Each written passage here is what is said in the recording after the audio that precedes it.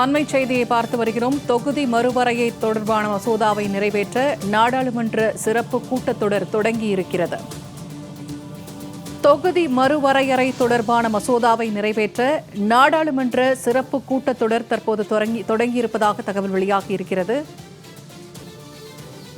தொகுதி மறுவரையறை தொடர்பான மசோதாவை நிறைவேற்ற நாடாளுமன்ற சிறப்பு கூட்டத்தொடர் தொடங்கியிருக்கிறது. அண்மை செய்தியாக அது குறித்து பார்த்து வருகிறோம். மக்களவை தொகுதிகளின் எண்ணிக்கையை 543 850 அதிகரிப்பதற்கான மசோதாவை நிறைவேற்ற திட்டம் தீட்டப்பட்டிருக்கிறது. தொடர்பான சிறப்பு கூட்டத்தொடர் தொடங்கியிருக்கிறது. மக்களவை தொகுதிகளின் எண்ணிக்கையை 543 850 உயர்த்த தொகுதி மறுவரையறை தொடர்பான மசோதாவை நிறைவேற்ற நாடாளுமன்ற சிறப்பு கூட்டத்தொடர் தற்போது தொடங்கியிருக்கிறது. நாடாளுமன்ற சிறப்பு கூட்டத்தொடர் தற்போது தொடங்கியிருக்கிறது. மக்களவை தொகுதிகளின் எண்ணிக்கையை 543 850 அதிகரிப்பதற்கான மசோதாவை நிறைவேற்ற திட்டமிடப்பட்டிருக்கிறது. அது தொடர்பான சிறப்பு கூட்டத்தொடர் தற்போது தொடங்கியிருப்பதாக அண்மை தகவல் வெளியாகியிருக்கிறது. இது தொடர்பான கூடுதல் தகவல்களை தருகிறார் சிறப்பு செய்தியாளர் யோகேஸ்வரன். இப்ப மக்களவை தொகுதிகளின் எண்ணிக்கை அதிகரிப்பதற்கான மசோதாவை நிறைவேற்ற தற்போது சிறப்பு கூட்டத்தொடர் தொடங்கி இருக்கிறது. இது தொடர்பான கூடுதல் விவரங்கள் என்ன?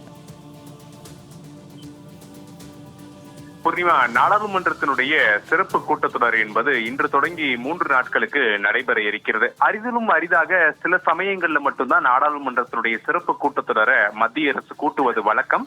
அப்படி மத்திய அரசு ஒரு சிறப்பு கூட்டத்தொடரை அனுமதிக்கிறது என்றால் அதில் முக்கியமான பல்வேறு விஷயங்கள் இடம்பெற போகிறது என்பதை புரிந்து கொள்ள முடியும். இந்த நிலையில இன்று தொடங்கி இருக்கக்கூடிய இந்த 3 நாள் சிறப்பு கூட்டத்தொடர்ல 2 முக்கியமான மசோதாக்களை மத்திய அரசு தாக்கல் செய்து ஒன்று நிறைவேற்றம் செய்யப்படலாம் அல்லது நாடாளுமன்றத்தினுடைய நிலைக்குழுவுக்கு அதனை பரிந்துரை செய்யலாம். இந்த இரண்டில் ஏதேனும் ஒன்று இந்த 3 நாட்கள்ல நடைபெற போகிறது.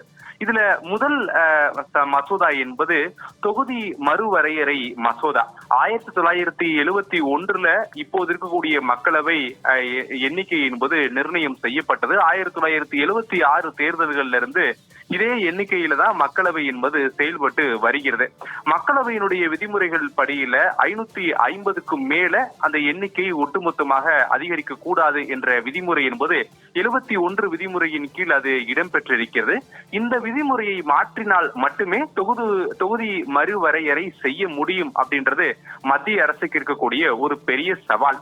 எனவே இந்த விதிமுறையில திருத்தம் செய்வதற்காக தான் இன்று தொடங்கி இந்த 3 நாட்கள் சிறப்பு அமர்வு என்பது நாடாளுமன்றத்தினுடைய மக்களவையில நடைபெற இருக்கிறது. மாநிலங்களவையிலும் இதே சாராம்சங்கள் தான் பின்தொடர இருக்கிறது. கவனிக்கப்பட வேண்டிய விஷயம் என்பது தற்போது தமிழ்நாடு உட்பட அனைத்து மாநில மற்றும் யூனியன் பிரதேசங்களை சேர்த்து மக்களவைக்கு மொத்தம் 543 எம்பிக்கள் பிரதிநிதித்துவப்படுத்துகிறார்கள். இந்த எண்ணிக்கை என்பது 550 கடக்காமல் பார்த்து கொள்ள வேண்டும் என இந்திய அரசியல் சாசனம் சொல்கிறது. இந்திய அரசியல் சாசனத்துல 80, 71 உள்ளிட்ட பிரிவுகள்ல திருத்தம் செய்தால் மட்டுமே இந்த எண்ணிக்கையை 850 உயர்த்த முடியும் அப்படின்ற ஒரு சூழல் இருக்கக்கூடிய நிலையில அதுல திருத்தம் செய்வதற்கான மசோதாக்களை மத்திய அரசு அடுத்து வரக்கூடிய 2 நாட்கள்ல தாக்கல் செய்து அதை நீண்ட விவாதத்திற்கு பிறகு ஒன்று நிறைவேற்றம் செய்யப்படலாம் அல்லது எதிர்க்கட்சிகளுடைய பல்வேறு அழுத்தங்கள் காரணமாக அது நாடாளுமன்றத்தினுடைய நிலைக்குழுவுக்கு அனுப்பப்படலாம் அப்படின்றத நாம் புரிந்து கொள்ள முடிகிறது. எதற்காக மாற்றம் செய்யப்படுகிறது அப்படின்ற ஒரு கேள்வி இருக்கும். 2029 தமிழ்நாடு உட்பட நாடு முழுவதுமே மக்களவை பொதுத் தேர்தல் நடைபெற இருக்கக்கூடிய நிலையில அதற்கு முன்பாக நாடாளுமன்றத்தினுடைய மக்களவை எண்ணிக்கைகளை மக்கள் பிரதிநிதித்துவத்திற்கு ஏற்ப மாற்றி அமைக்க வேண்டும் என்பது மத்திய அரசினுடைய கொள்கை முடிவாக இருக்கிறது. 2011 மக்கள் தொகை கணக்கெடுப்பு நடைபெற்றது. 1971 543 மக்களவை தொகுதி என்பது முடிவு செய்யப்பட்டது. இப்படியான சூழல்கள்ல இந்த எண்ணிக்கையை இப்போது வளர்ந்து வரக்கூடிய மக்கள் தொகைக்கு ஏற்ப மாற்றி அமைக்க வேண்டும். மக்கள் தொகைக்கு ஏற்ப ஒவ்வொரு உறுப்பினர்களையும் பிரதிநிதித்துவப்படுத்த வேண்டும் என்ற அடிப்படையிலே இந்த தொகுதி மறுவரையறை என்பதை நாங்கள் செய்கிறோம் என்று மத்திய நாடாளுமன்றங்களுக்கான விவகாரங்கள் அமைச்சகங்கள் கூட வெளியிட்டிருந்த அந்த அறிக்கையில் நாம் தெரிந்து கொள்ள முடிகிறது. எனவே இந்த 3 நாட்கள்ல இந்த எண்ணிக்கைகளை அதிகரிப்பதற்காக சில திருத்தங்களை இந்திய அரசியலமைப்பு சட்டத்தில் மாற்றம் செய்ய வேண்டும் என்ற நோக்கத்தில் அதற்கான மசோதாக்களை தாக்கல் செய்து அடுத்தடுத்த கட்ட முடிவுகளை எல்லாம் மத்திய அரசு மேற்கொள்வாங்க. இது ஒன்று.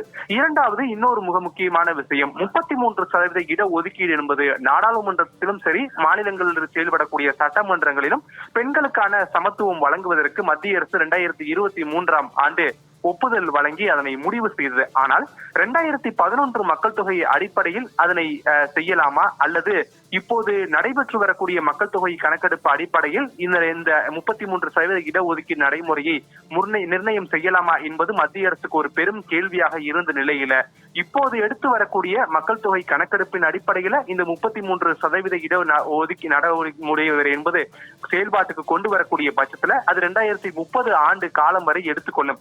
எனவே அதற்கு முன்னதாக இந்த 33% நடைமுறையை கொண்டு வர வேண்டும் என்றால் 2011 மட்டுமே கணக்கில் எடுத்துக்கொள்ள முடியும் என்பது மத்திய அரசுடைய திட்டமாக இருக்கிறது. இதற்கும் சில மாறுதல்கள் மற்றும் திருத்தங்களை செய்ய வேண்டி உள்ளதால் அது தொடர்பான மசோதாக்களும் இன்று அல்லது நாளைக்குள் நாடாளுமன்றத்துடைய மக்களவை மற்றும் மாநிலங்களவையில மத்திய அரசால் தாக்கல் செய்யப்படக்கூடும் என எதிர்பார்க்கப்படுகிறது. எனவே இந்த 3 நாட்கள் என்பது இந்திய அரசியலமைப்பிலும் சரி இந்தியாவினுடைய முக்கியமான சில மாற்றங்களிலும் ஒரு இடம்பெறக்கூடிய நாளாக அமைய போகிறது. மத்திய அரசினுடைய இந்த மசோதாக்களுக்கு எதிர்க்கட்சிகள் கடுமையான எதிர்ப்புகள் தெரிவித்து வந்த போதிலும் கூட திட்டமிட்டபடி இந்த 3 நாள் சிறப்பு கூட்டத்தொடர் நடைபெறும் என்று மத்திய அரசு அழுத்தம் திருத்தமாக தெரிவித்திருந்ததோடு இன்று காலை 11 மணிக்கு நாடாளுமன்றத்தினுடைய மக்களவை மற்றும் மாநிலங்களவை கூடியிருக்கிறது. மாநிலங்களவையில சமீபத்தில் நாடு முழுவதும் தேர்ந்தெடுக்கப்பட்ட மாநிலங்களவை உறுப்பினர்களுடைய பதவியேற்பு விழா என்பது நடைபெற்று வருகிறது. மக்களவையில சமீபத்தில் உயிரிழந்த பிரபல பாடகி ஆசா போசே உள்ளிட்டோருக்கு இரங்கல் தெரிவித்து இரங்கல் தீர்மானம் என்பது வாசிக்கப்பட்டு வருகிறது. பூர்ணிமா,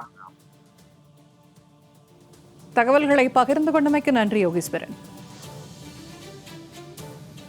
परिकल्पित इस प्रोग्राम के दूसरे चरण में प्रवेश कर लिया है।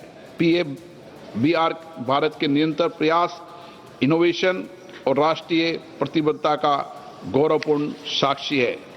यह हमारी वर्तमान क्षमताओं को भविष्य की अधिक सतत और आत्मनिर्भर न्यूक्लियर ऊर्जा से जोड़ने वाली एक महत्वपूर्ण कड़ी है। ये उपलब्धि पूरी तरह स्वदेशी प्रयास के द्वारा हासिल की गई है। ये reactor Indira Gandhi atomic research centre द्वारा डिजाइन किया गया है। इसे न्यूक्लियर